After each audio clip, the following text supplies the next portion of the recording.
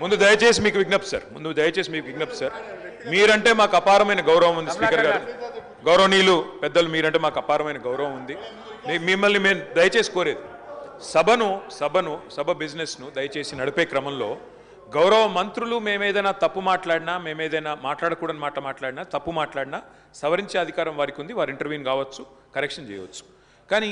దయచేసి తమరిని కోరేది ఇక్కడ ప్రతిపక్షంలో మేము 39 మంది ప్రధాన ప్రతిపక్షంలో ఉన్నాం వాళ్ళు 64 మంది ఉన్నారు మరి వారికేమో సభ్యులు లేచినా మీరు సమయం ఇస్తున్నారు వారు వ్యక్తిగతంగా దూషించినా నోటికొచ్చినట్టు మాట్లాడినా మీరు కనీసం మళ్ళీ మాకు అవకాశం కూడా ఇవ్వట్లేదు ముందు మొదలు డిమాండ్ సార్ దయచేసి కడియం శ్రీహరి గారి పట్ల వారు చేసిన అనుచిత వ్యాఖ్యలను తొలగించండి రికార్డుల నుంచి దయచేసి వారిని ఉపసంహరించుకోమని చెప్పి కూడా నా విజ్ఞప్తి నెంబర్ 1 రెండవది సార్ వారు ఉప ముఖ్యమంత్రిగా పనిచేసిన పెద్దలు దాదాపు 15 ఏళ్లు మంత్రిగా పనిచేసిన సీనియర్ నాయకులు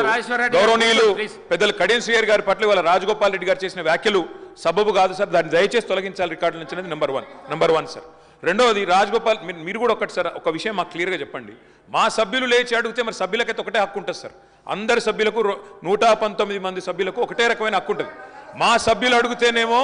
మైకు రావడం లేదు మరి వాళ్ళ అవతల వైపు ట్రెజరీ బెంచెస్లోంచి సభ్యులు అడిగినా మైక్ ఇస్తున్నారు ఎప్పుడు అడిగినా మైక్ ఇస్తున్నారు వాళ్ళని మాట్లాడమని మీరే మరి మోటివేట్ చేస్తున్నారు దయచేసి నా విజ్ఞప్తి మీతోని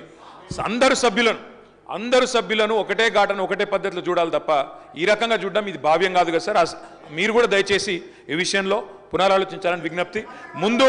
రాజగోపాల్ రెడ్డి గారు మాట్లాడిన మాటలను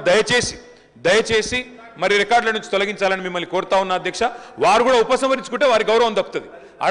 అట్లా మాట్లాడడం ఒక సీనియర్ దళిత నాయకుడి పట్ల ఒక సీనియర్ దళిత మంత్రి పట్ల గతంలో 15 ఏళ్లు మంత్రిగా పనిచేసిన పెద్దల పట్ల ఆ రకంగా మాట్లాడడం వారికి మంచిది కాదు ఉపసంహరించుకోమనండి లేదా మీరైనా రికార్డుల నుంచి తొలగించాలనేది డిమాండ్ రెండవ మాట అధ్యక్ష